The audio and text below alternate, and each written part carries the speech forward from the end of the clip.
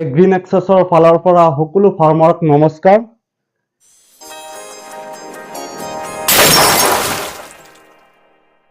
যদি আপুনি থিয় খেতি কৰিছে তেনেহলে চাওক আজিৰ এই ভিডিঅ'টো। চাব, থিয় খেতিৰ দুটা ডাঙৰ সমস্যা আছে।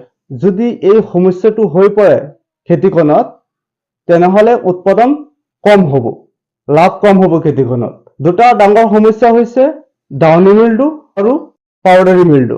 চাব, পাতবোৰৰ ওপৰত হালধীয়া স্পট পৰি যায় আৰু পাতবোৰৰ তলত চাব বগা ৰং হৈ যায়, বগা স্পট পৰি যায়। যোনটো বগা স্পট পৰিছে সেইটো হৈছে পাউডাৰী মিল্ডু আৰু যোনটো ওপৰত হালধীয়া স্পট পৰিছে সেইটো হৈছে ডাউনি মিল্ডু। যদি এনেকুৱা হৈ যায় পাতবোৰ তেনেহলে আপোনাৰ খেতিখনত উৎপন্ন কম হ'ব। এই সমস্যাৰ বাবে আপোনালোকে দিব লাগিব ফাংগিসাইড। ফাংগাছ আৰু বেক্টেৰিয়া যদি খেতিখনত আহি যায় তেনেহলে খেতিখন কি হয়, ধ্বংস কৰি দিয়ে। ফাংগাছ আৰু বেক্টেৰিয়া কি খায়? আমি যেন খাওঁ, আমি খাই জীয়াই থাকো, আমি ভাত খাওঁ, মাছ খাওঁ। ফাংগাছ আৰু বেক্টেৰিয়া কি খায়? গছৰ নিউট্ৰিয়েন্টছ খায়। ফাংগাছ আৰু বেক্টেৰিয়া যদি নিউট্ৰিয়েন্টছ নাখায় সি মৰি যাব। আমি নাখালে আমিও মৰি যাম, আপুনি নাখালে আপুনি মৰি যাব।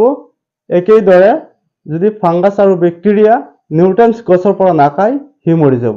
এই নিউট্ৰিয়েন্টছ যাতে নাপায় গছৰ পৰা, সেইকাৰণে আপোনালোকে ফাংগিসাইড ইউজ কৰিব লাগিব। এই ফাংগাছ আৰু বেক্টেৰিয়া গছৰ পৰা নিউট্ৰিয়েন্টছ খাবলৈ নাপালে সি মৰি যাব।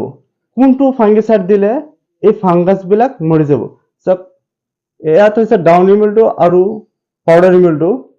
এইটো গোটেই পাতবোৰ ফাংগাছ হৈ গৈছে। তাৰ কাৰণে দিব লাগিব এজাক্সট্ৰবিন 23%। যদি এজাক্সট্ৰবিন 23% আপোনালোকে স্প্ৰে কৰে খেতিখনত, ডাউনি মিল্ডু, পাউডাৰী মিল্ডু, এই ফাংগাছ বিলাক কি হ'ব, মৰি যাব। আৰু ফাংগাছ বিলাক যদি মৰি যায় খেতিখনৰ পৰা ভাল এটা উৎপাদন কৰিব পাৰিব। আপোনালোকে যিকোনো কোম্পানীৰ পৰা ল'ব পাৰে। চিনজেণ্টা কোম্পানীৰ আছে এমিষ্টাৰ আৰু আদামা কোম্পানীৰ আছে মিৰাডৰ। ইয়াৰ বাহিৰেও যিকোনো কোম্পানীৰ পৰা আপোনালোকে ল'ব পাৰে, যিকোনো কোম্পানীৰ হ'ব পাৰে, কিন্তু এজাক্সট্ৰবিন 23% হ'ব লাগিব কেমিকেলটো। তেনেহলে আপোনাৰ খেতিখনৰ পৰা এই ডাউনি মিল্ডু আৰু পাউডাৰী মিল্ডু, এই ফাংগাছটো মৃত্যু হ'ব। যদি খেতিখনত ভালকৈ স্প্ৰে কৰিব পাৰে, পাৰ লিটাৰ পানীত 1 ml এজাক্সট্ৰবিন আপোনালোকে দিব। যদি 16 লিটাৰ টেং আছে 16 ml দিব। ভালকৈ মিহলাই আপোনালোকে আবেলি স্প্ৰে কৰি দিব। চাব, এই ডাউনি মিল্ডু আৰু পাউডাৰী মিল্ডু খেতিৰ পৰা নাইকিয়া হৈ যাব আৰু আপোনাৰ খেতিখনৰ পৰা ভাল এটা উপাৰ্জন কৰিব পাৰিব।